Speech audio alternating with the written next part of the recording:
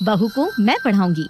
आपने हर घर में सास बहू की नोक झोंक तो देखी ही होगी, पर क्या हो जब सास बहू की नोक झोंक की जगह प्यार देखने को मिले। जी हाँ, शांति निवास में ऐसा ही कुछ था। नीलम अपनी बहू कोमल को अपनी बहू नहीं बेटी से बढ़कर प्यार करती थी। ऐसे ही एक सुबह कोमल किचन में खाना बना रही थी, तभी वहाँ काजल आती है और अपनी भाभी से कहती है, भाभी खाने में क्या बना है? बहुत तेज भूख लग रही है। ननद जी आज खाने में थोड़ा सा लेट हो जाएगा क्योंकि आज मेरी आंख नहीं खुली। आप मुझे आधा घंटा दे दो, मैं अभी खाना तैयार कर देती हूँ। क्या आधा घंटा? अब आधे घंटे तक वेट करना पड़ेगा। अच्छा वो ना आज मेरा कॉलेज नहीं है, अगर आज मेरा कॉलेज होता तो आप मुझे पक्का लेट करवा देती। बाय द वे मैं अपने कमरे में ही हूँ, खाना बन जाए तो आवाज दे देना मुझे। काजल अपनी बात खत्म कर वहाँ से चली जाती है, जिसके बाद कोमल सबके लिए खाना बनाकर टेबल पर परोस देती है। सुबह के 8 बज चुके थे।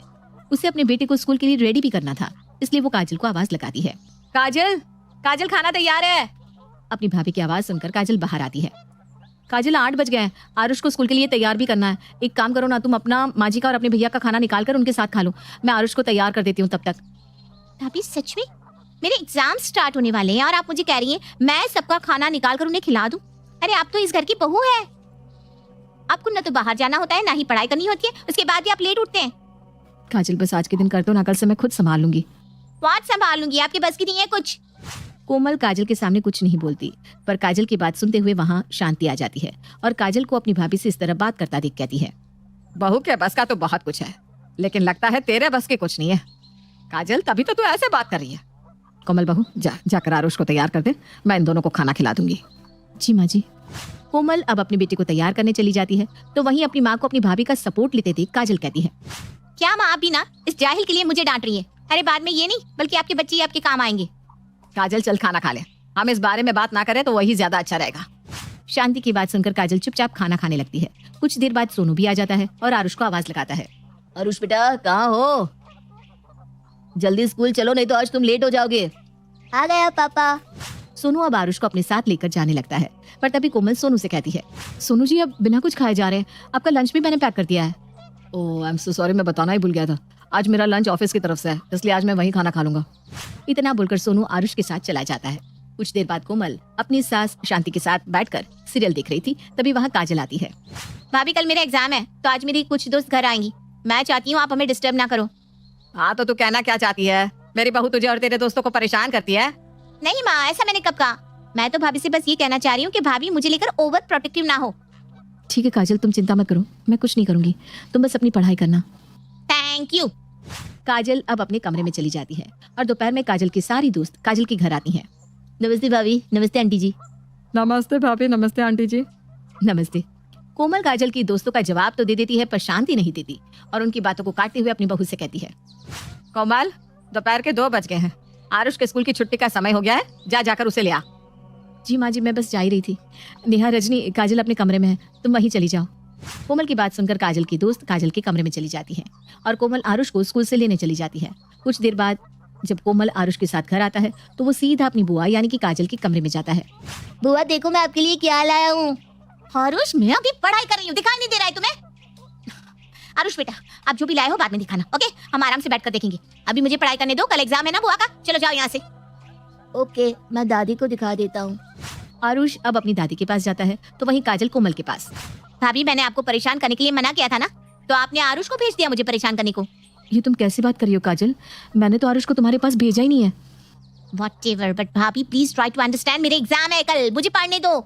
जैसे आप जाहिल गवार रह गई ना, मुझे मत रहने दो। इतना बोलकर काजल तो वहाँ से चली जाती है, पर कोमल को काजल की बात बुरी लगती है और वो बिना रिएक्ट करने अपने कमरे में जाती है जहाँ वो अपने बेटे को पढ़ता देखती है। अपने बेटे को इस तरह पढ़ता देख वो उसके पास जाती है। मेरा बेटा पढ़ रहा है। हाँ माँ देखो ना, आज सर ने कितना सारा होमवर्क दे दिया करने को। कोई बात नहीं, मेरा आरुष बहुत फास्ट है, बहुत होशियार है, वो तो तुरंत अपना काम खत्म कर लेगा, है ना? Yes mom. वैसे मम्मा आपने कहाँ तक पढ़ाई की है? आरुष जैसे तुम पढ़ाई कर रहे हो ना, जैसे तुम्हारी बुआ पढ़ाई करती है, वैसे ही मेरा भी पढ़ने का काफी मन था, लेकिन मैंने जैसे ही 12th पास की वैसे ही कम उम्र में मेरी माँ ने तुम्हारे पापा के साथ शादी करा दी, जिसके बाद मैं कभी पढ़ ही नहीं पाई क्योंकि शादी के बाद मैं सिर्फ घर गृहस्थी में ही उलझी रह गई। बात करते करते कोमल की आंखें नम हो जाती है और वो वहां से चली जाती है, पर आरुष अपनी माँ की बात सुनकर अपनी दादी के पास जाता है। दादी दादी मुझे आपसे कुछ बात करनी है। हाँ हाँ आरुष बोलो बेटा, क्या बात करनी है? दादी आपने पापा की शादी जल्दी करवा दी थी क्या? आरुष तू ये बात क्यों पूछ रहा है, क्या हुआ बेटा? बताओ ना दादी। हाँ, जल्दी तो हो गई थी पर आपको पता है आपकी वजह से मम्मा पढ़ नहीं पाई। मतलब? आरुष अब कोमल की इच्छा शांति को बता देता है। ये सुनकर शांति अपने मन में कहती है, अच्छा तो ये बात है।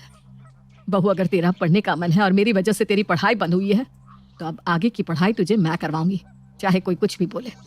शांति खुद से अपनी बहू को पढ़ाने का वादा कर लेती है। ऐसे ही समय गुजरता है और गुजरते समय के साथ काजल का एग्जाम खत्म हो जाता है और कॉलेज का एडमिशन फिर से शुरू हो जाता है। माँ मुझे कुछ पैसे दे दो, मुझे कॉलेज की फीस बनी है। फीस भरनी है? पर क्यों?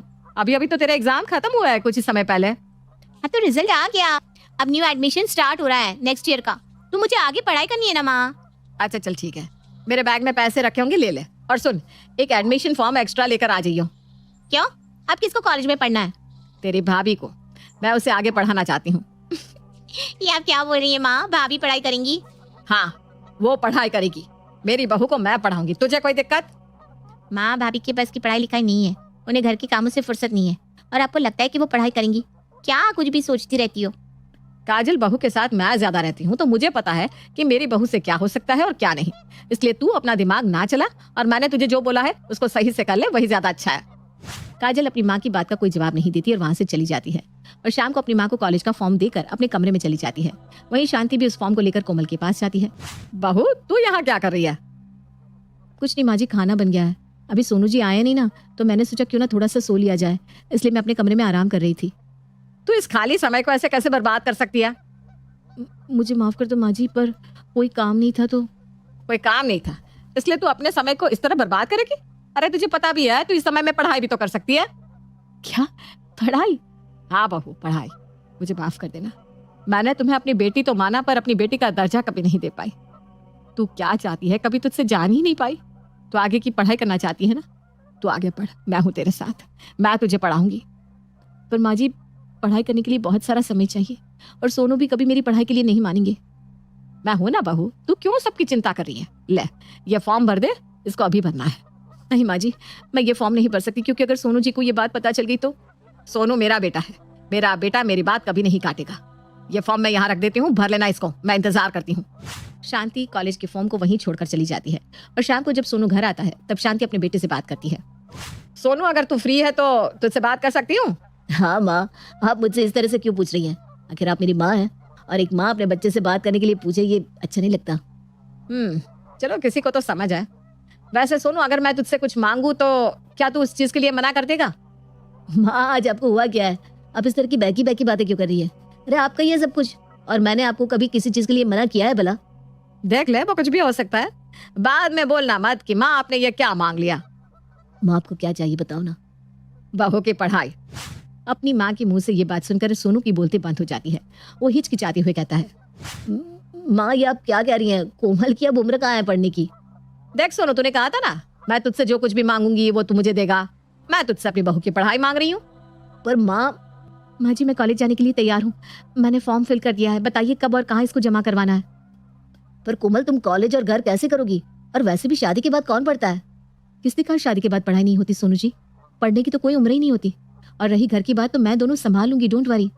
कोमल की बात सुनकर सिवाय शांति के घर में कोई और खुश नहीं था।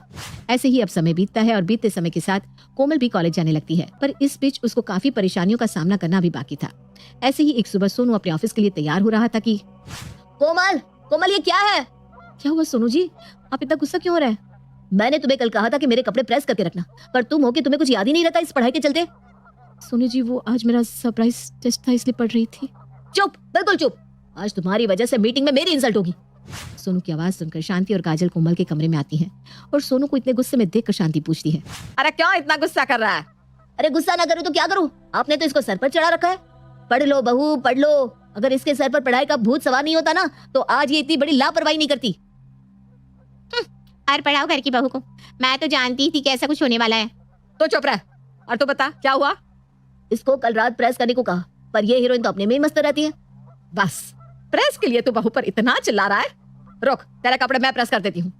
शांति अब सोनू के कपड़े गुस्से में लेती है और कपड़े प्रेस करके उसे देती है। ले पहन ले, और हाँ, अब कान खोल कर सुन ले, आज के बाद बहू पर ऐसे चिल्लाने की हिम्मत भी मत करियो।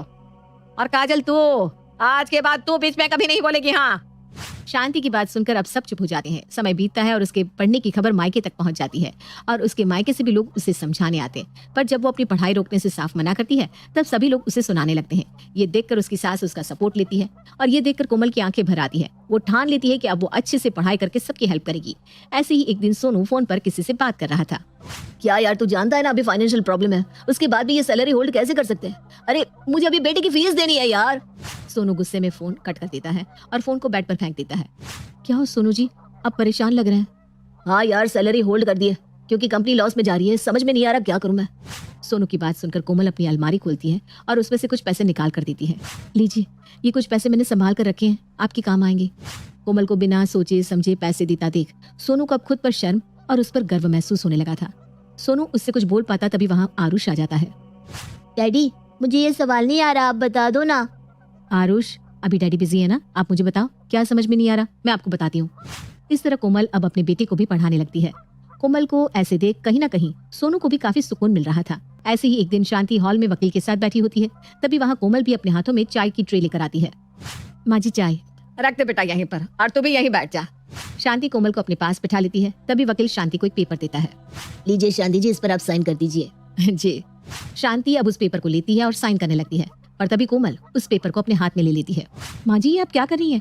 अब बिना बड़े पेपर साइन कर रही हैं? हाँ बेटा, क्योंकि ये वसीयत के पेपर है और ये वसीयत मैं अपने बच्चों के नाम कर रही हूँ। माँ जी माफ करना, पर आपको बिना पढ़े इस तरह किसी भी पेपर पर साइन नहीं करना चाहिए। और ठीक है, आप अपनी वसीयत अपने बच्चों के नाम कर रही हैं, पर आप उस हिस्से में से एक हिस्सा अपने नाम भी कीजिए, क्योंकि आजकल लोग कैसे करते हैं ये तो आपको पता ही होगा।